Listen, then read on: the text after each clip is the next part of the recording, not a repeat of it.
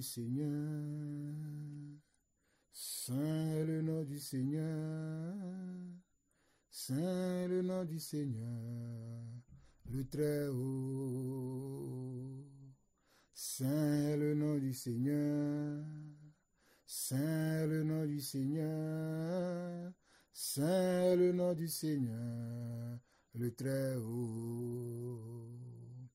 Le nom du Seigneur est un refuge. Je m'accroche à lui et je suis sauvé. Le nom du Seigneur est un refuge.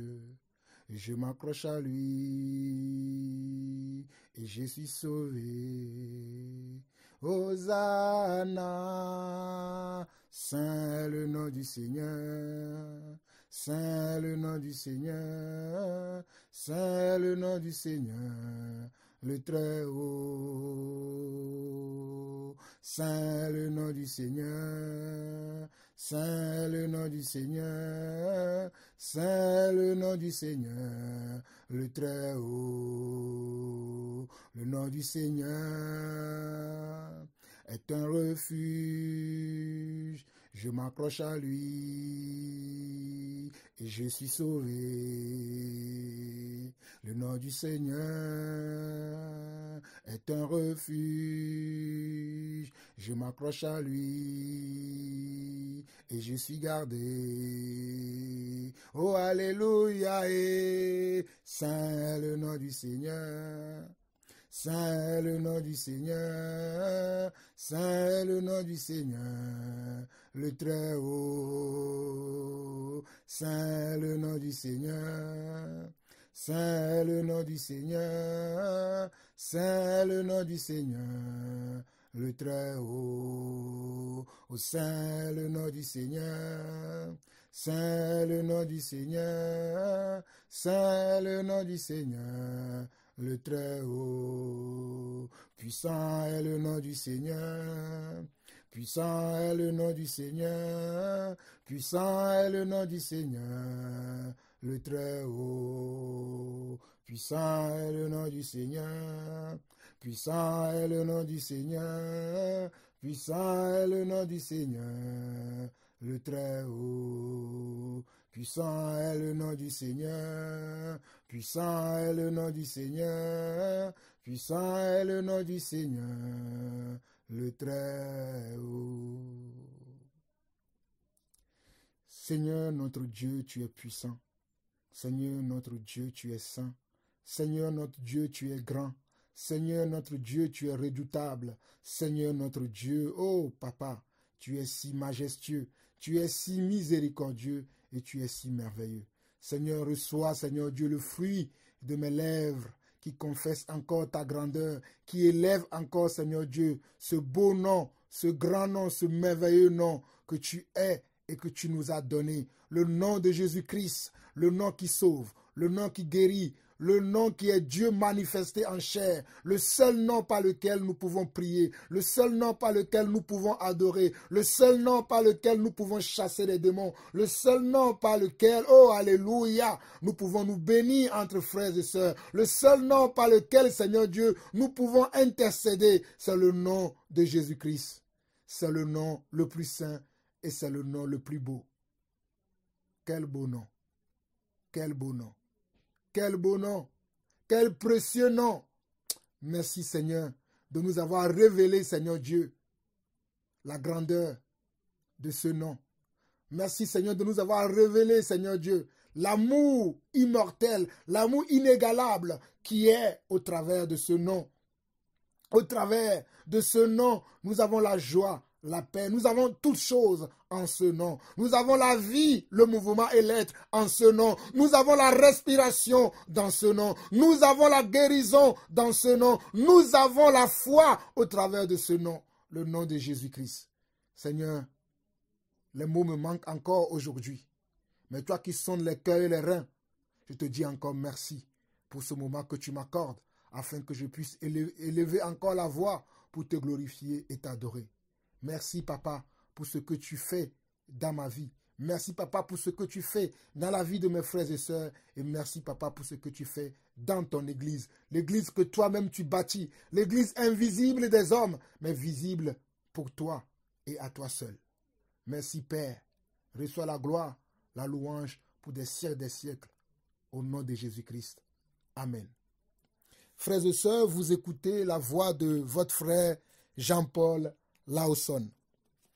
Mes frères, ça fait quelques semaines, quelques jours que vous ne m'avez pas écouté de vive voix comme ça, en train de partager un enseignement, en train de louer le Seigneur, en train de glorifier le Seigneur, en train de partager mon cœur.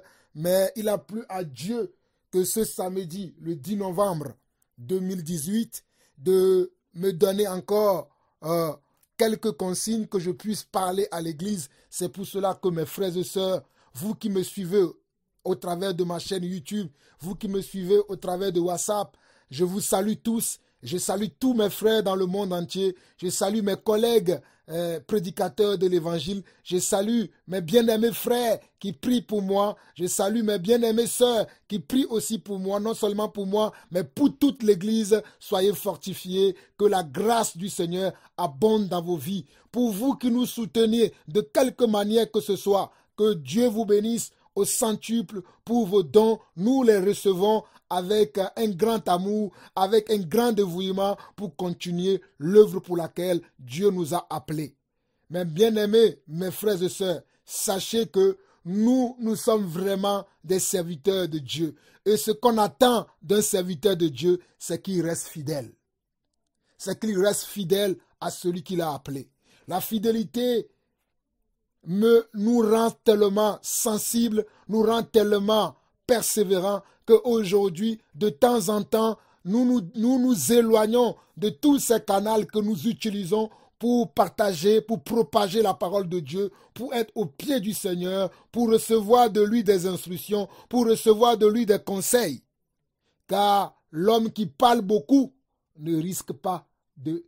L'homme qui parle beaucoup risque de pécher. C'est ce que la parole déclare. Dans le livre de Proverbes, on nous dit que l'homme qui parle beaucoup pêche aussi. C'est pour cela que de temps en temps, nous aimons fermer notre bouche et écouter maintenant ce que Dieu dit, afin que nous puissions apprendre de lui, afin que nous puissions nous redresser, afin que nous puissions nous corriger, car ce que nous voulons faire, ce n'est pas notre œuvre, mais c'est son œuvre, et c'est lui qui nous a appelés, c'est lui qui nous a mandatés pour son œuvre. C'est pour cela que de temps à autre, nous autres qui sommes fidèles, qui sommes restés fidèles au commandement du Seigneur, à la manière de faire du Seigneur, nous aimons prendre un peu de temps pour chercher la face du Seigneur. Nous aimons prendre du temps pour chercher la volonté de Dieu. Nous aimons aussi, Seigneur, nous aimons aussi apprendre de nos autres frères qui sont aussi appelés à ce même ministère que nous, qui est le ministère de la prédication, le ministère de l'exhortation et le ministère de l'enseignement de la parole de Dieu. Nous aimons aussi prendre du temps pour écouter les autres,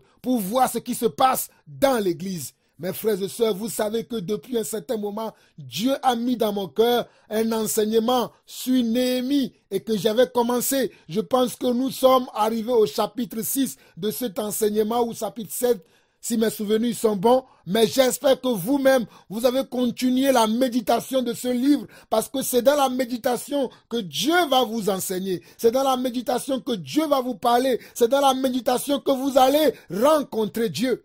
C'est ce que je fais.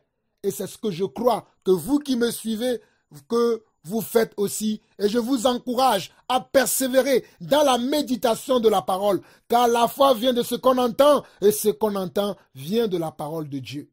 Alors mes frères et sœurs, c'est une joie pour moi aujourd'hui. C'est une immense joie pour moi aujourd'hui de vous exhorter encore une dernière fois. Aujourd'hui, je ne parlerai pas de Jérémie car Dieu m'a mis à cœur un autre sujet. Aujourd'hui, je vais vous exhorter brièvement pour savoir quel est l'état de votre cœur, pour savoir quel est l'état de votre consécration, pour savoir quel est l'état de votre amour. Car Dieu nous a interpellés par rapport à ce sujet. Lorsque je m'entretenais, j'exhortais tout dernièrement un frère. Dieu m'a mis ce sujet à cœur et j'ai recherché la volonté de Dieu plusieurs fois et Dieu m'a dit, c'est ce que tu dois dire, c'est ce que tu dois adresser à mon église. C'est pour cela que malgré ce temps où je suis beaucoup plus distrait, où je suis beaucoup plus discret, Dieu a mis dans mon cœur de venir parler encore à son église. Dieu a mis dans mon cœur que je vienne parler à son église. Ce n'est pas mon église, c'est l'église de Dieu. C'est lui qui conduit son église. C'est lui qui nous donne des directives. Dieu a mis dans mon cœur de restaurer son église. C'est ce que j'ai commencé il y a depuis quelques mois déjà. Dieu a mis dans mon cœur de m'effacer et de le laisser faire son œuvre, non seulement en moi, mais dans son église. Je prie pour que vous qui me suivez, vous qui êtes on va dire, mes enfants spirituels, si je peux me permettre, vous qui suivez mes enseignements, vous qui voyez en moi un modèle, vous qui voyez en moi quelqu'un à imiter, car mes prédécesseurs, les gens comme Paul ont écrit, imitez-moi, car moi aussi j'imite Christ. Si je vous parais un modèle, imitez-moi et imitez ma foi, imitez ma façon de faire. Mes frères et sœurs, Dieu a mis dans mon cœur une petite exhortation que je vais commencer, je ne vais pas tarder, parce que je ne veux pas prendre trop de temps. C'était aussi pour vous donner mes nouvelles, pour vous dire que je vais bien, que l'église de Dieu va bien. Mais quand même, il y a encore des choses à améliorer dans l'église de Dieu. Soyez bénis, nous allons lire une parole dans Colossiens chapitre 1. Nous allons lire que trois petits chapitres aujourd'hui pour l'exhortation que Dieu m'a mis à cœur pour que je puisse vous l'adresser. Nous allons lire Colossiens chapitre 1. Colossiens chapitre 1. Colossiens chapitre 1, nous allons lire du verset 1 au verset 14. Colossiens chapitre 1 du verset 1 au verset 14. Colossiens chapitre 1 du verset 1 au verset 14. Paul, apôtre de Jésus-Christ, par la volonté de Dieu, et le frère Timothée, aux saints et fidèles frères en Christ qui sont à Colosse. Que la grâce et la paix vous soient données de la part de Dieu notre Père. Nous rendons grâce à Dieu le Père de notre Seigneur Jésus-Christ, et nous ne cessons de prier pour vous, ayant été informés de votre foi en Jésus-Christ et de votre amour pour tous les saints, à cause de l'espérance qui vous est réservée dans les cieux, et que la parole de la vérité, la parole de l'évangile, vous a précédemment fait connaître. Il est au milieu de vous et dans le monde entier. Il porte des fruits et il s'accroît, comme c'est aussi le cas parmi vous, depuis le jour où vous avez entendu et connu la grâce de Dieu conformément à la vérité. D'après les instructions que vous avez reçues d'Épaphras, notre bien-aimé compagnon de service, il est pour vous un fidèle ministre de Christ et il nous a appris de quel amour l'Esprit vous anime. C'est pour cela que nous aussi, depuis le jour où nous avons été informés, nous ne cessons de prier Dieu pour vous. Nous demandons que vous soyez remplis de la connaissance de sa volonté en toute sagesse et toute intelligence spirituelle, pour marcher d'une manière digne du Seigneur et lui être entièrement agréable, portant des fruits en toutes sortes de bonnes œuvres et croissant par la connaissance de Dieu. Fortifiés à tous égards par sa puissance glorieuse, en sorte que vous soyez toujours et avec joie, persévérants et patients. Rendez grâce au Père qui vous a rendu capable d'avoir part à l'héritage des saints dans la lumière. Il nous a délivrés de la puissance des ténèbres et nous a transportés dans le royaume de son Fils bien-aimé, en qui nous avons la rédemption, le pardon des péchés. Mes frères et sœurs, c'est l'exhortation que Dieu a mis dans mon cœur aujourd'hui de vous apporter. Mes frères et sœurs, regardez la salutation de l'apôtre Paul et le message que l'apôtre Paul livre aux Colossiens au travers de ces quelques lectures que je viens de faire.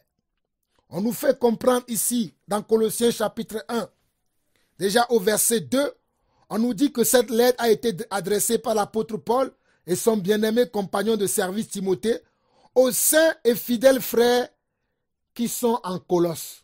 Aux saints et fidèles frères qui sont en Colosse. Moi, j'adresse ce message-là aux saints et fidèles frères qui sont dans l'église de Dieu. Moi, j'adresse cette salutation et ce message aux saints et aux fidèles frères qui sont dans l'église de Dieu un peu partout dans le monde entier.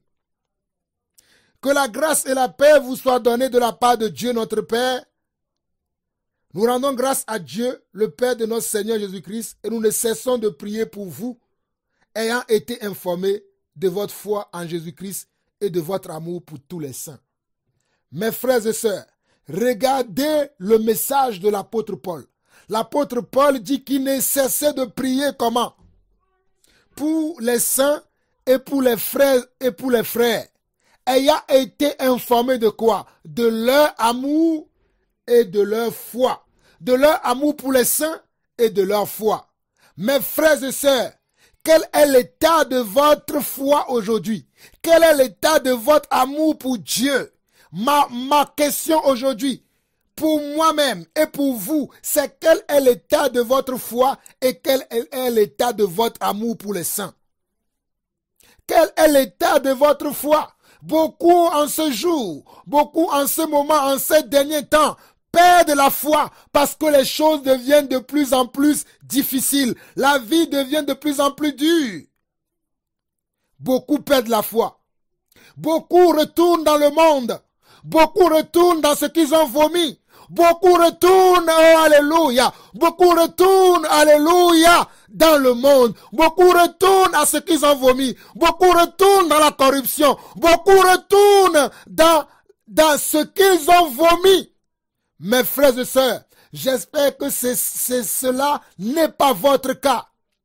J'espère que cela n'est pas votre cas. Je rends grâce à Dieu par rapport à certaines personnes qui me contactent et qui me témoignent l'amour que l'évangile que je prêche leur apporte. Je rends grâce à Dieu pour ces quelques personnes qui me donnent des témoignages, qui m'informent de l'état de leur foi, de l'état de leur amour pour les saints. Je rends grâce à ces personnes. Je rends grâce à Dieu pour ces personnes. Je rends grâce à Dieu pour la vie de ces frères et sœurs qui soutiennent l'œuvre de Dieu, qui soutiennent l'amour de Dieu, qui soutiennent la foi de Dieu, mais qui ne se corrompent pas, qui n'arrivent pas à se compromettre, mais qui gardent la foi. Aujourd'hui, beaucoup se sont corrompus. Aujourd'hui, beaucoup ont tourné le dos à Dieu. Aujourd'hui, beaucoup ont ouvert leur cœur à Satan. Aujourd'hui, beaucoup ont signé des pactes avec des esprits étrangers. Ce n'est pas le cas des Colossiens. C'est pour ça que je rends grâce à Dieu pour ces quelques personnes qui sont pour moi un sujet d'encouragement, qui sont pour moi un sujet de joie, qui sont pour moi, oh alléluia, un sujet de prière. Merci Seigneur. Grâce à vous, je pourrai continuer à prier. Parce que lorsque vous me témoignez, le travail que Dieu fait dans votre vie, l'amour que Dieu vous donne, cela me fait fléchir les genoux. Comme aujourd'hui, j'ai encore fléchi les genoux. Priant pour beaucoup d'entre vous. Priant pour beaucoup d'entre vous. Pour l'œuvre que Dieu est en train de faire dans vos vies. Je remercie mon Seigneur pour cette œuvre formidable qu'il est en train d'accomplir dans votre vie. Car ce que Dieu commence, il achève aussi. L'œuvre de Dieu ne peut jamais être inachevée. L'œuvre de Dieu ne peut jamais être abandonnée. L'œuvre de Dieu ne peut jamais être oubliée. L'œuvre de Dieu ne peut jamais être désertée. Alors toi, mon frère qui a déserté l'œuvre de Dieu, toi, ma soeur qui a déserté l'œuvre de Dieu, ce message t'est destiné. Quel est l'état de ta foi? Quel est l'état de ton amour pour les saints? Alors toi, serviteur de Dieu, qui a oublié l'œuvre de Dieu, qui a abandonné l'œuvre de tes mains, l'œuvre que Dieu t'a confiée. Toi, mon frère, toi, ma soeur, qui a abandonné ta famille, toi qui as abandonné tes bien-aimés, quelle est l'œuvre de ta foi aujourd'hui? Regardez bien ce que l'apôtre Paul dit. Nous rendons grâce à Dieu. Nous sommes à Colossiens chapitre 1, le verset 3 et 4. Nous rendons grâce à Dieu le Père de notre Seigneur Jésus-Christ et nous ne cessons de prier pour vous, ayant été informés de votre foi en Jésus-Christ et de votre amour pour tous les saints. Lorsque quelqu'un a la foi en Dieu, lorsque quelqu'un a la foi en Jésus-Christ, automatiquement Dieu crée l'amour dans son cœur pour ses semblables qui sont saints comme lui. Ceux que Dieu a mis à part comme lui, ceux que Dieu a appelés à sortir du monde comme lui. Dieu met de l'amour dans le cœur de cette personne pour que cette personne puisse manifester cet amour envers ses frères et envers ses sœurs. C'est l'état de mon cœur actuellement. L'amour que Dieu a mis dans mon cœur, c'est cet amour qui fait que, comme l'apôtre Paul dit ici, que je ne cesse de prier pour vous. Moi aussi, je ne cesse de prier pour vous. Même si vous ne voyez pas mes enseignements comme vous avez l'habitude de voir, même si vous n'entendez pas ma voix, sachez, mes frères et sœurs, que je fais mention de vous dans mes prières, que je suis en train de chercher la face de Dieu pour l'œuvre pour laquelle il m'a mis à part, pour l'œuvre pour laquelle il a mis chacun d'entre nous à part. Je prie pour vous afin que vous puissiez connaître la volonté de Dieu pour votre vie, afin que vous puissiez connaître la volonté de Dieu pour votre famille, afin que vous puissiez saisir l'amour et la foi qui vient de Dieu. C'est ça l'objet de mes prières. C'est ça l'objet de mes intercessions pour chacun et chacune d'entre vous. Car vous êtes les saints, vous êtes mes compagnons d'œuvre, vous êtes mes fidèles frères. Vous qui suivez attentivement mes enseignements. Oh, je profite pour saluer toutes ces personnes dont je ne vais pas mentionner les noms, car vous êtes nombreux ces derniers temps à me donner vos témoignages. Je remercie le Seigneur pour cette œuvre qu'il a commencée en moi et en vous. Oh, alléluia! Je suis dans la joie parce que Dieu, l'œuvre qu'il a commencée en nous, il va l'achever. Il va l'achever cette œuvre. Dieu va achever cette œuvre. C'est une œuvre formidable. C'est une œuvre grandiose. C'est une œuvre, alléluia. Oh, c'est une œuvre extraordinaire. C'est une œuvre qui dépasse même mon entendement. C'est une œuvre qui dépasse mes limites. C'est une œuvre qui dépasse ma foi. Car le Dieu auquel vous et moi, nous croyons, il est le Dieu qui appelle les choses qui ne sont point comme si elles étaient. Qui aurait cru que vous et moi, nous puissions avoir cette foi que nous avons aujourd'hui, cet amour que nous avons pour la vérité, cet amour que nous avons pour les saints. Qui aurait cru? Mais gloire soit rendue à notre Seigneur Jésus-Christ, notre Dieu manifesté en chair, qui nous permet de pouvoir vivre ces choses, qui nous permet de pouvoir comprendre ces choses. Nous avançons au verset 5 de Colossiens chapitre 1. Paul et Timothée continuent en disant ceci. À cause de l'espérance qui vous est réservée dans les cieux, et que la parole de la vérité, la parole de l'évangile vous a précédemment fait connaître, il est au milieu de vous et dans le monde entier. Il porte des fruits et il s'accroît, comme c'est aussi le cas parmi vous, depuis le jour où vous avez entendu et connu la grâce de Dieu conformément à la vérité. Mes frères et sœurs, regardez ce que l'apôtre dit. Il dit, à cause de l'espérance que nous avons en nous. Quelle est l'espérance que nous avons en nous? Notre espérance, c'est Jésus-Christ. Notre espérance, c'est la parole de la vérité. Notre espérance, c'est le Saint-Esprit. Notre espérance, c'est le salut éternel. Notre espérance, c'est le royaume de Dieu. Notre espérance, c'est notre foi en Jésus-Christ. Notre espérance, ce sont les valeurs que Christ nous a transmises. C'est pour cela que l'apôtre Paul nous dit, verset 5 de Colossiens, chapitre 1, à cause de l'espérance qui vous est réservée dans les cieux, et que la parole de la vérité, la parole de l'évangile vous a précédemment fait connaître. La parole de l'évangile nous a précédemment fait connaître quoi? Fait connaître la vérité, fait connaître le salut éternel, fait connaître quoi? L'amour de Dieu, fait connaître quoi? La puissance de Dieu, fait connaître quoi? Alléluia, la miséricorde et la bonté de Dieu. Car nous étions tous pécheurs jusqu'au jour où la sonnette d'alarme a sonné dans notre cœur et nous nous sommes repentis de nos péchés et nous sommes allés vers le Seigneur et nous continuons de le chercher nuit et jour afin de marcher selon sa volonté, afin de marcher selon sa parole. Quelle parole? La parole de la vérité. Alléluia. La parole de la vérité. La parole de la vérité. La parole de la vérité. La parole de la vérité. L'évangile vous a précédemment fait connaître. Il est au milieu de vous, le verset 6. Il est au milieu de vous et dans le monde entier.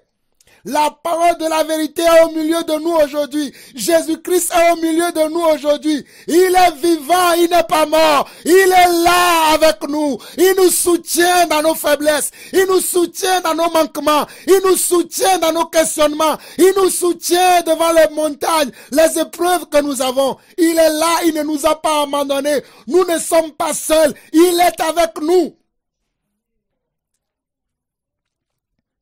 Il est au milieu de vous. Et dans le monde entier, il porte des fruits et il s'accroît. Comme c'est aussi le cas parmi vous depuis le jour où vous avez entendu et connu la grâce de Dieu conformément à la vérité. Oui, c'est aussi le cas parmi nous aussi aujourd'hui.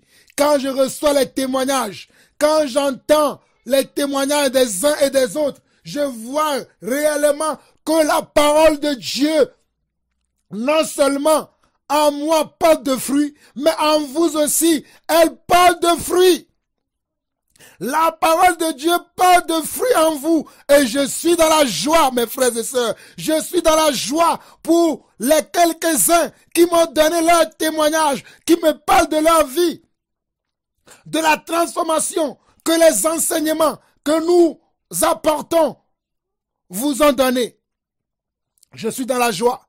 Je suis dans la joie. Beaucoup d'entre vous, vous avez changé de style de vie. Beaucoup d'entre vous, vous êtes devenus de plus en plus comment? De plus en plus intelligents et sages. Non pas comme le monde, mais selon la volonté de Dieu. Beaucoup d'entre vous, votre discernement a augmenté. Beaucoup d'entre vous, votre amour pour le Seigneur, votre amour pour la parole de Dieu, votre amour pour l'œuvre de Dieu a augmenté.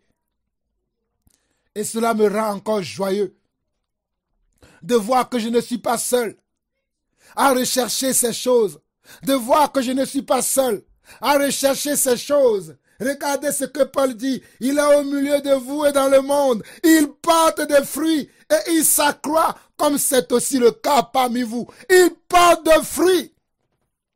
Mon frère, ma soeur, ne t'inquiète pas, même si toi-même tu ne vois pas tes fruits. Oh, Dieu te donnera, Dieu te montrera des occasions, des épreuves pour montrer que tu n'es plus la personne que tu étais hier, que tu n'es plus la personne que tu étais il y a 2 ans, que tu étais il y a 3 mois, que tu étais il y a 1 an, que tu étais il y a 5 ans, mais que tu as été renouvelé, que tu as été transformé, car là où l'Esprit de Dieu agit, il y a de la transformation. Là où l'Esprit de Dieu agit, il y a de la vie. Il n'y a plus la mort, mais la vie. Mais quelle vie? La vie en abondance, la vie de Dieu.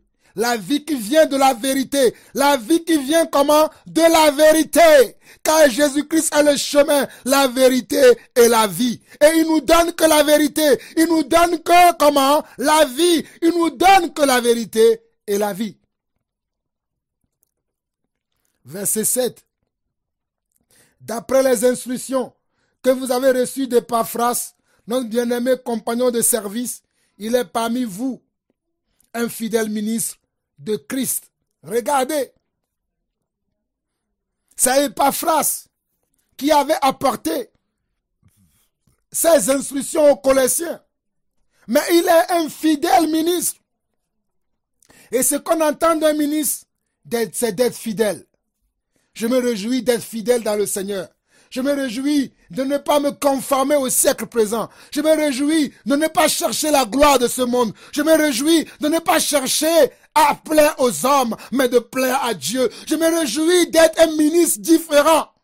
Il y a plusieurs sortes de ministres aujourd'hui.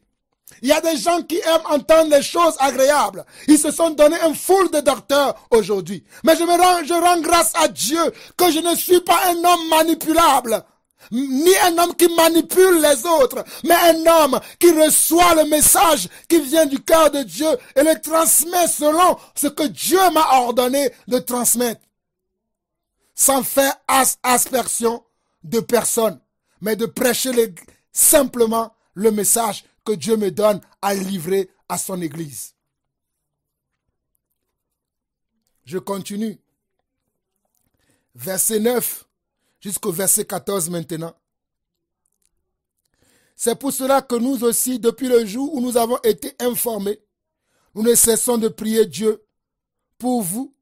Nous demandons que vous soyez remplis de la connaissance de sa volonté en toute sagesse et intelligence spirituelle, pour marcher d'une manière digne du Seigneur et lui être entièrement agréable, portant des fruits en toutes sortes de bonnes œuvres et croissant par la connaissance de Dieu. Quelle est ma prière aujourd'hui? Ma prière, c'est de prier pour l'Église de Dieu, pour que chacun d'entre nous puisse grandir selon la connaissance de la volonté de Dieu. Non pas selon la connaissance de mes propres volontés, de nos propres volontés, mais de la volonté de celui qui nous a appelés. Il y a une différence entre mes propres volontés et la volonté de Dieu. Il y a une différence entre mes propres désirs et les désirs du Seigneur. Il y a une différence entre mes propres projets et les projets du Seigneur. Il y a une différence entre mon amour et l'amour de Dieu. Oh, alléluia. Car Dieu a tant aimé le monde qu'il s'est livré lui-même pour que nous puissions avoir la vie. Non seulement avoir la vie, mais avoir la vie éternelle. J'espère que vous comprenez l'amour de Dieu. J'espère que vous comprenez maintenant la différence entre la connaissance selon la volonté de Dieu et la connaissance qui vient de la chair. Il y a une différence entre la connaissance qui vient de l'esprit et il y a une différence entre la connaissance qui vient de la chair. J'espère que la connaissance qui vient de l'esprit, la connaissance qui vient de Dieu, cette connaissance remplit vos cœurs de jour en jour. Cette connaissance remplit vos vies de jour en jour. Et que vous grandissez maintenant en toute sagesse et intelligence spirituelle. J'espère que vous grandissez aujourd'hui en toute sagesse et intelligence spirituelle. Et que vous marchez d'une manière digne du Seigneur aujourd'hui. J'espère que vous marchez d'une manière digne. C'est pour cela que Dieu a mis dans mon cœur cette exhortation pour que nous puissions savoir que chacun d'entre nous, nous devons grandir selon la connaissance de la volonté de Dieu, selon la sagesse et l'intelligence spirituelle, et que nous devons marcher d'une manière digne du Seigneur pour lui être entièrement agréable, portant des fruits en toutes sortes de bonnes œuvres et croissant par la connaissance de Dieu. Celui qui connaît Dieu davantage produira de fruits davantage. C'est la vérité. Plus tu connais Dieu, plus tu vas produire de fruits, plus tu vas manifester des dons et des talents venant de Dieu. Plus tu as la connaissance de la parole de Dieu, plus tu vas manifester le zèle de Dieu. Plus tu as l'amour de Dieu, plus tu vas manifester la puissance de Dieu. Je ne sais pas si vous savez cela. Mes frères et sœurs, je vous dis encore, plus vous avez la connaissance de Dieu, plus vous allez manifester les talents, les dons et les œuvres de Dieu en vous. Plus vous êtes remplis de la connaissance de Dieu, plus vous allez porter du fruit. Car Jésus-Christ lui-même a dit, si vous demeurez en moi et que je demeure en vous, vous porterez beaucoup de fruits. Alléluia. Si vous demeurez en moi et que je demeure en vous, vous porterez beaucoup de fruits. Et moi, je serai glorifié parce que vous portez beaucoup de fruits. Alléluia. J'espère que nous portions beaucoup de fruits. J'espère que vous et moi, nous voulons porter encore et encore et encore beaucoup de fruits. Quand je parle de fruits, je ne parle pas de la pomme, je ne parle pas de l'orange, je ne parle pas de la banane, mais je parle de la patience, je parle de l'amour, je parle, alléluia, de la bonté, je parle de la bienveillance, je parle à celui qui aime davantage la vérité, je parle à celui qui devient de plus en plus sage, c'est celui-là qui porte du fruit.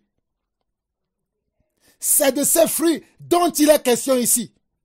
Si tu deviens de plus en plus sage, sache que tu es en train de porter de fruits. Si tu aimes l'amour de Dieu de plus en plus, sache que tu portes beaucoup de fruits. Si tu détestes le péché, sache que tu portes beaucoup de fruits. Si tu détestes le mal, l'injustice, sache que l'amour de Dieu grandit en toi davantage. Si tu détestes le monde, mon frère, ma soeur, sache que tu es en train de porter du fruit. Sache qu'il y a des fruits de Dieu qui commencent à se manifester en toi, qui commence à mûrir en toi, qui commence à grandir à toi. C'est ça, c'est de ces fruits qu'il est question ici. Le fruit de Dieu, c'est la bonté, la bienveillance, c'est l'amour, c'est la miséricorde, c'est la patience. C'est fuir le péché, c'est fuir le mensonge, c'est fuir tout ce qui vit dans le désordre. C'est ça les fruits dont il est question ici. Et j'espère que vous et moi, nous grandissons dans ces fruits. Car moi, je grandis dans ces fruits. Je grandis dans ces dons. Je grandis dans ces œuvres-là. C'est ce qui fait ma joie aujourd'hui. Alléluia. Verset 11, il nous dit, fortifiez à tous égards par sa puissance glorieuse, en sorte que vous soyez toujours avec joie, persévérant et patient. J'espère que toujours et toujours, vous avez la joie, la persévérance et la patience.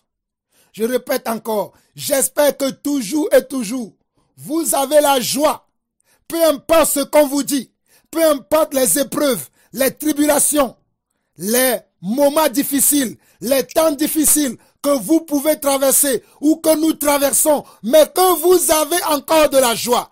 Car croyez-moi, frères et sœurs, malgré ces temps de difficulté, malgré ces temps de la faim, où le mal est appelé bien, où le bien est appelé mal, moi j'ai encore de la joie, j'ai encore de la patience et j'ai encore la persévérance, car je sais que l'œuvre que le Seigneur a commencé à moi, il va l'achever.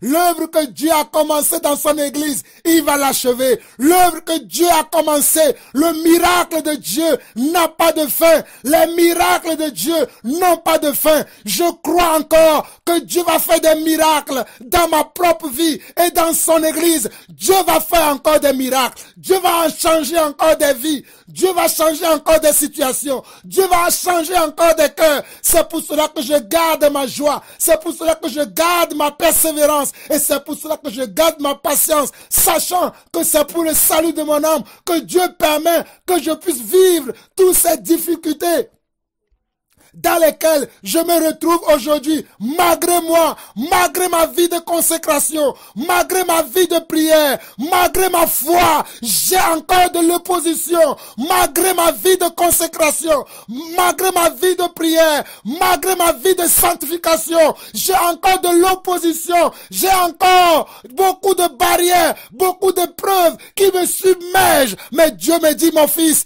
persévère, sois dans la joie, car je suis avec toi, je suis avec toi, car je vous ai promis que je serai avec vous jusqu'à la fin du monde, et c'est ce que je suis, et c'est ce que je fais. Mon fils, persévère, mon fils, persévère, mon église, persévérez, mon église, persévérez, mon église, soyez joyeux, mon église, soyez patient, mon église, persévérez. Alléluia. Merci Seigneur pour ta grâce. Merci Seigneur pour ta grâce. Merci Seigneur pour ce message. Merci Seigneur. Verset 12. Dit, rendez grâce au Père qui vous a rendu capable d'avoir part à l'héritage des saints dans la lumière. Il nous a délivrés de la puissance des ténèbres et nous a transportés dans le royaume de son Fils, le bien-aimé. en qui nous avons la rédemption et le pardon des péchés. Rendez grâce à Dieu. Rendez grâce à Dieu qui nous rend capables de toutes ses œuvres. Ces œuvres ne viennent pas de nous-mêmes, car la chair a des désirs contraires à ceux de l'esprit. Mais l'esprit de Dieu qui est en nous, c'est cet esprit qui va nous conduire à manifester le zèle de Dieu, à manifester les fruits de Dieu, à manifester les bonnes œuvres de Dieu, car Dieu les a préparées d'avance afin que nous les pratiquions. Dieu a préparé d'avance pour nous ces bonnes œuvres afin que nous les pratiquions. C'est pour cela que l'apôtre Paul nous dit que rendons grâce à Dieu au Père qui nous a rendus capables d'avoir part à l'héritage des saints dans la lumière. Nous ne sommes plus dans les ténèbres, car nous avons hérité d'un héritage. Nous avons hérité d'un héritage, oh alléluia. Je suis un héritier de la sainteté de Dieu. Je suis un héritier de la puissance de Dieu. Je suis un héritier de la gloire de Dieu. Je suis un héritier de la puissance de Dieu. Je suis un héritier de la capacité de Dieu. Je suis un héritier de la foi de Dieu. Je suis un héritier de l'amour de Dieu. Je suis un héritier, alléluia. Oh, je suis un héritier de la lumière. Je ne suis pas un héritier des ténèbres, mais un héritier de la lumière, car la lumière brillera parmi les ténèbres. Et aujourd'hui, non seulement je suis la lumière, mais vous, Église de Dieu, vous êtes aussi la lumière, et nous sommes la lumière qui luit parmi les ténèbres. Et cette lumière nous a délivrés de la puissance des ténèbres et nous a transportés dans le royaume de Dieu. Même si nous sommes encore dans ce monde, nous sommes déjà dans le royaume de Dieu. Nous sommes déjà dans le royaume de Dieu. Même si nous sommes encore dans cette tente qui est la chair, qui nous enveloppe, nous sommes déjà transportés en esprit dans le royaume de Dieu. Et cela sera très bientôt manifesté. C'est pour cela que Dieu nous a accordé, selon le verset 14, par Jésus-Christ, le pardon de nos péchés, la rédemption. Par Jésus-Christ, nous avons été régénérés. Par Jésus-Christ, nous avons obtenu le salut de nos âmes. Par Jésus-Christ, nous avons obtenu le pardon de nos péchés. Par Jésus-Christ, nous avons obtenu la paix. Par Jésus-Christ, nous avons obtenu l'amour de Dieu. Par Jésus-Christ, le mur de séparation, le mur qui nous séparait avec Dieu, ce mur a été anéanti. Ce mur a été enlevé. Il n'y a plus de séparation aujourd'hui entre nous et Dieu, car Jésus-Christ a enlevé le mur de séparation, le mur d'inimitié a été séparé, a été enlevé. Aujourd'hui, je peux appeler Dieu et Dieu me répondra, car quiconque invoquera le nom du Seigneur sera sauvé. Quiconque invoquera le nom du Seigneur sera sauvé. J'appellerai les étrangers comme mon peuple. J'appellerai les étrangers mes enfants et ils seront mes enfants. C'est ce qui dit l'Écriture. J'appellerai les étrangers mes enfants et ils seront mes enfants. Moi, j'étais un étranger. Étranger par rapport à la connaissance de Dieu, étranger par rapport à l'alliance de Dieu, étranger par rapport à la parole de Dieu, étranger par rapport à la lumière de Dieu. Mais lorsque Jésus-Christ est arrivé dans ma vie, il a enlevé tout ce qui est étranger dans ma vie, afin de me faire comment? De m'associer à ce qui n'est plus étranger, afin de m'associer à la lumière de Dieu, afin de me rendre capable. Et ma capacité ne vient pas de moi, mais vient de ce Jésus-Christ que je vous présente, mon Dieu, mon Seigneur, mon Sauveur, celui que j'adore, celui que je loue, celui que je prie, et celui que vous devez prier vous aussi, si vous cherchez la vérité. Nous allons aller dans 1 Thessaloniciens. 1 Thessaloniciens, mes frères et sœurs, soyez bénis. Nous allons continuer, nous allons aller dans 1 Thessaloniciens, selon que l'Esprit nous conduit. 1 Thessaloniciens. Nous allons lire un passage dans 1 Thessaloniciens qui est très important, qui parle de la même chose que ce que nous venons de lire. Mes frères, soyez bénis. C'est une joie pour moi de vous parler de ces choses, de vous transmettre ces choses, car Dieu a fait resplendir sa bonté, sa joie son amour dans mon cœur aujourd'hui. Nous sommes dans 1 Thessaloniciens chapitre 1. 1 Thessaloniciens chapitre 1. 1 Thessaloniciens chapitre 1. Nous lisons du verset 1 au verset 10. Nous lisons du verset 1 au verset 10. 1 Thessaloniciens chapitre 1 du verset 1 au verset 10. Paul, Sylvain et Timothée à l'église des Thessaloniciens qui est en Dieu le Père et en Jésus-Christ le Seigneur. Que la grâce et la paix vous soient données. Nous rendons continuellement grâce à Dieu pour vous tous, faisant mention de vous dans nos prières, nous rappelant sans cesse l'œuvre de votre foi, le travail de votre amour et la fermeté de votre espérance. En notre Seigneur Jésus-Christ, devant Dieu, notre Père. Nous savons, frères bien-aimés de Dieu, que vous avez été élus. Notre évangile ne vous a pas été prêché en parole seulement, mais avec puissance, avec l'Esprit de Dieu et avec une pleine persuasion. Car vous n'ignorez pas que nous nous sommes montrés ainsi parmi vous à cause de vous, et vous-même, vous avez été mes imitateurs et ceux du Seigneur en recevant la parole au milieu de beaucoup d'afflictions avec la joie du Saint-Esprit. En sorte que vous êtes devenus un modèle pour tous les croyants de la Macédoine et de l'Achaïe. Non seulement en effet, la parole du Seigneur a retenti chez vous dans la Macédoine et dans l'Achaïe, mais encore votre foi en Dieu s'est fait connaître en tout lieu de telle manière que nous n'avons pas besoin d'en parler. Car on rencontre à nos sujets quel accès nous avons eu auprès de vous et comment vous vous êtes convertis à Dieu en abandonnant les idoles pour servir le Dieu vivant et vrai. Et pour attendre des cieux son Fils qu'il a ressuscité des morts, Jésus qui nous a délivrés de la colère. Mes frères et sœurs, regardez vous-même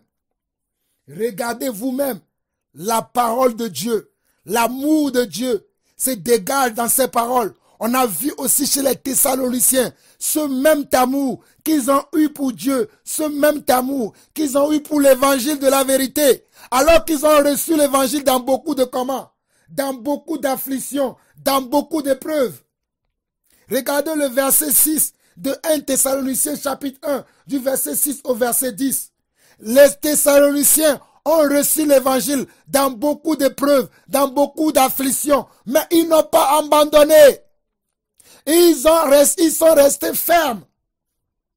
Ils sont restés fermes. Leur fermeté a été connue du monde entier. Mon frère, ma soeur, reste ferme. Demeure ferme dans la volonté de Dieu. Demeure ferme dans les choses que tu connais. Demeure ferme dans la sagesse selon Dieu. Demeure ferme dans la volonté de Dieu. Demeure ferme dans les Écritures. Ne tourne ni à gauche ni à droite, mais demeure ferme. Regardez le verset 3. Vous rappelez sans cesse l'œuvre de votre foi, le travail de votre amour et la fermeté de votre espérance en notre Seigneur Jésus-Christ devant Dieu notre Père. La fermeté de notre espérance. Est-ce que nous sommes fermes dans notre espérance? Mes frères et sœurs, c'est un homme qui est ferme dans l'espérance qui vous parle. C'est un homme qui connaît la fermeté qui vous parle. Nous devons rester fermes. Nous devons rester fermes. La fermeté à notre espérance. Moi, j'espère qu'un Dieu viendra très bientôt m'enlever de ce monde qui est perverti, de ce monde qui est comment? Qui est perverti, qui ne suit pas Dieu et qui ne veulent même pas le connaître. Mais j'espère que ce Dieu-là viendra me chercher. C'est pour cela que je demeure ferme dans ses lois. Je demeure ferme dans ses commandements. Je demeure ferme dans sa parole. Je demeure ferme dans la conduite qu'il m'a tracé selon son esprit. Je ne tourne ni à gauche, ni à droite. Je ne regarde ni derrière, mais je regarde celui qui m'a appelé, le Dieu bon, le Dieu puissant, le Dieu très haut, le Dieu de mes pères, le Dieu d'Abraham, d'Isaac et de Jacob, le Dieu de Moïse, le Dieu de Joseph, le Dieu de Caleb et de Josué, le Dieu d'Élie, le Dieu d'Ésaïe, oh le Dieu de l'apôtre Paul, le Dieu de Pierre, le Dieu de Jean. Je reste focalisé sur ce Dieu. Alléluia. Je reste focalisé sur ce Dieu. Mes frères et sœurs, quelle est ta fermeté, quelle est votre fermeté aujourd'hui? Mon frère, quelle est ta fermeté? Ma sœur, quelle est la fermeté de ton travail?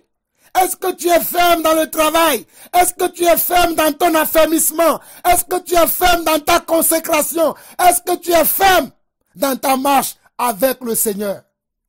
Regardez du verset 6 au verset 10. Et vous-même, vous avez été mes imitateurs et ceux du Seigneur, en recevant la parole au milieu de beaucoup d'afflictions, avec la joie du Saint-Esprit. Mes frères, ce n'est pas les afflictions qui vont faire que nous n'aurons pas la joie. Regardez les Thessaloniciens. Ils ont reçu la parole de Dieu dans beaucoup d'afflictions, mais ils avaient encore la joie. Ils avaient encore la joie du Saint-Esprit, malgré les afflictions qu'ils peuvent ressentir, malgré les épreuves, malgré les montagnes qui se dressaient devant eux, mais ils gardaient la joie. Verset 7. En sorte que vous êtes devenus un modèle pour tous les croyants de la Macédoine et de l'Achaïe. Leur fermeté, leur travail, leur consécration a fait d'eux des modèles pour les croyants de la Macédoine et pour les croyants de l'Achaïe. Mon frère, quel est le modèle que tu représentes pour les gens qui t'entourent? Quel est le modèle que tu représentes pour ta famille? Quel est le modèle que tu représentes pour tes enfants? Quel est le modèle que tu représentes pour ton conjoint? Quel est le modèle que tu représentes pour ta femme? Quel est le modèle que tu représentes pour ton église? Quel est le modèle que tu représentes pour tes enfants? Quel est le modèle, alléluia, que tu es dans l'église? Quel type de modèle es-tu? Quel type de modèle sommes-nous? Quel type de modèle sommes-nous? Quel type de modèle sommes-nous, frères et sœurs? Quel type de modèle sommes-nous? Je relis ce passage pour vous, afin que vous puissiez saisir la pensée de Dieu en moi aujourd'hui. Nous sommes dans 1 Thessaloniciens, chapitre 1, et nous lisons du verset 6 au verset 10. Et vous-même, vous avez été mes imitateurs et ceux du Seigneur en recevant la parole au milieu de beaucoup d'afflictions avec la joie du Saint-Esprit. En sorte que vous êtes devenus un modèle pour tous les croyants de la Macédoine et de l'Achaïe. Non seulement en effet la parole du Seigneur a retenti de chez vous, dans la Macédoine et dans l'Achaïe, mais encore, votre foi en Dieu s'est fait connaître en tout lieu de telle manière que nous n'avons pas besoin d'en parler.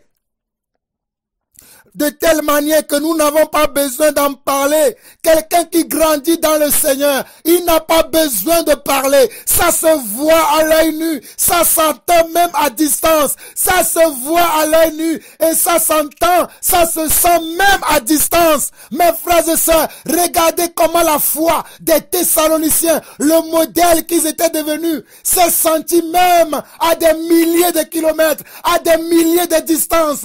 Mes frères et sœurs, regardez la vérité devant nous. Regardez la vérité devant nous.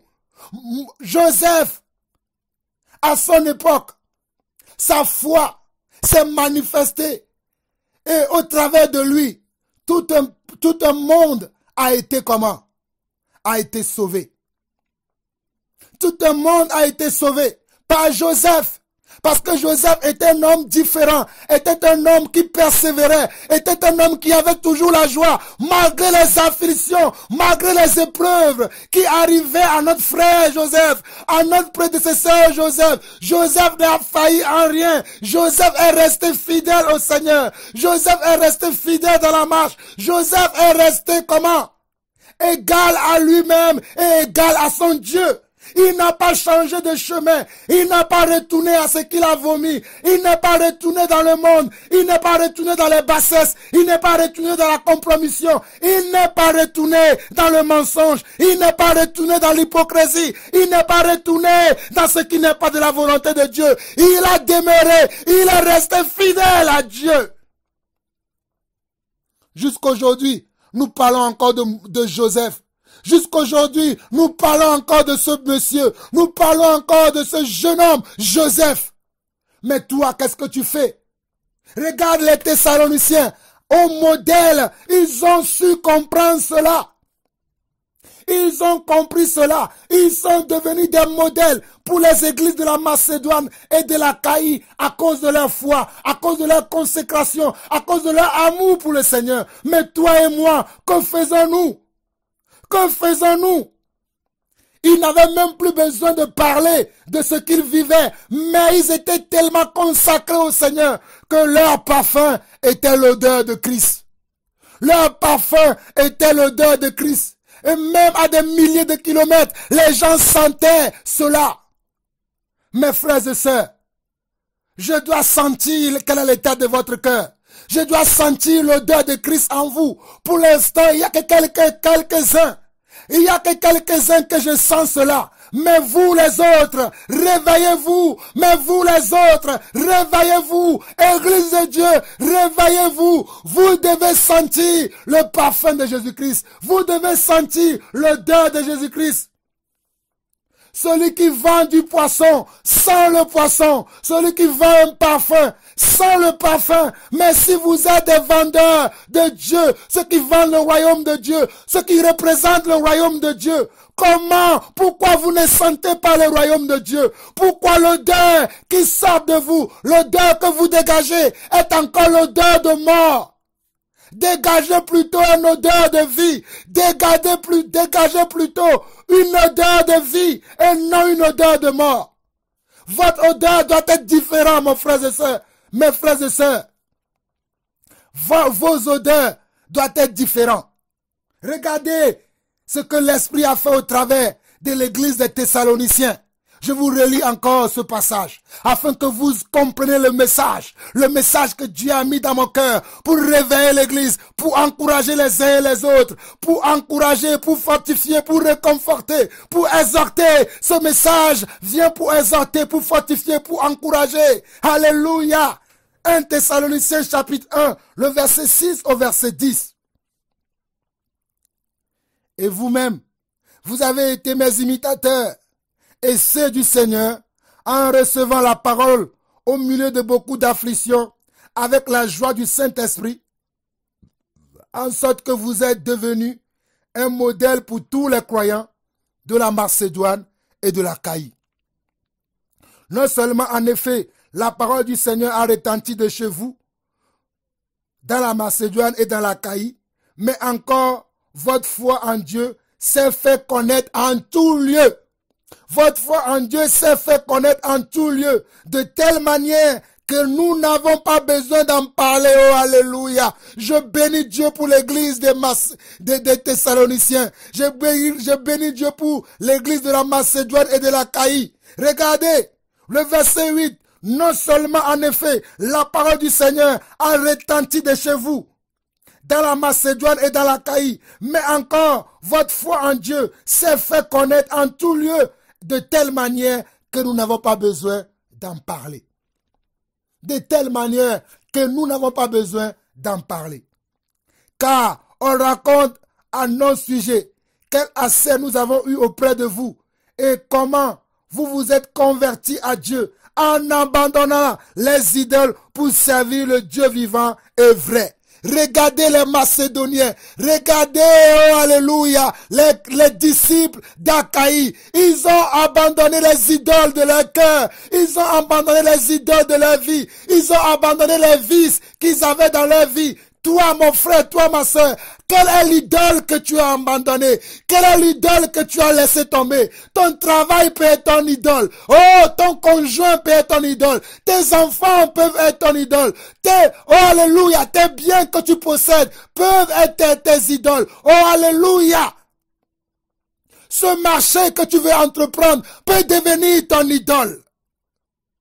Cette mission que tu veux achever peut devenir ton idole. Mais quelles sont les idoles? Quelles sont les idoles que nous avons abandonnées pour le Seigneur? Quelles sont les idoles que nous avons abandonnées pour le Seigneur? Nous devons abandonner toute forme d'idolâtrie dans notre cœur.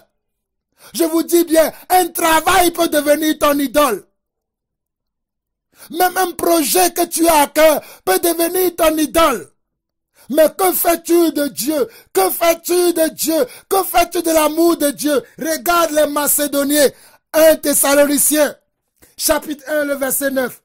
Car on raconte en non-sujet quel accès nous avons eu auprès de vous et comment vous vous êtes convertis à Dieu en abandonnant les idoles pour servir le Dieu vivant et vrai et pour attendre des cieux son Fils qu'il a ressuscité des morts, Jésus qui nous a délivrés de la colère. Regardez, les Thessaloniciens ont tellement abandonné des idoles qu'ils étaient tous les jours dans l'espérance de rencontrer le Seigneur. Ils ont tout abandonné et ils étaient dans l'espérance de rencontrer le Seigneur. Ils avaient tout abandonné. Tout ce qui représente des idoles pour eux, ils les avaient abandonnés et ils étaient dans l'espérance de rencontrer Yeshua Mashiach. Ils avaient tout abandonné, tout quitté parce qu'ils voulaient rencontrer le Shiloh, ils voulaient rencontrer le Messie, ils voulaient rencontrer l'Adonai, ils voulaient rencontrer, oh alléluia, l'Alpha et l'Oméga, ils voulaient rencontrer le Messie, oh ils voulaient rencontrer Yeshua. Oh mon frère, ma soeur, qu'est-ce que tu as abandonné? Je te le dis encore, ce travail que tu désires, ce mariage que tu désires peut devenir ton idole. Ce travail, cet enfant, ce conjoint, alléluia, cette mission, ce projet peut devenir ton idole. Ce projet, ce mariage peut devenir ton idole. Quelqu'un m'attend aujourd'hui ou pas? Quelqu'un reçoit ce message ou pas? Dieu est en train de te réveiller, toi qui dors. Réveille-toi qui dors et Christ t'éclairera. Réveille-toi, toi qui dors et Yeshua Mashiach t'éclairera. Réveille-toi, toi qui somnole et le Christ t'éclairera. J'espère que vous m'avez compris. J'espère que l'Église de Dieu a saisi la pensée du Seigneur aujourd'hui. Soyez bénis, que la paix du Seigneur demeure sur vos vies, dans vos maisons, dans vos foyers, et demeurez fidèles, demeurez fidèles, demeurez fidèles, demeurez des modèles, demeurez fidèles, et priez tous les jours pour tous les saints. Que la grâce et la paix du Seigneur soient avec chacun d'entre vous. À très bientôt. Vous avez écouté la voix qui crie dans le désert, la voix qui crie pour aplanir le sentier du Seigneur, Jean-Paul Lawson. Je vous aime tous. À très bientôt. Ciao, ciao. Bye bye.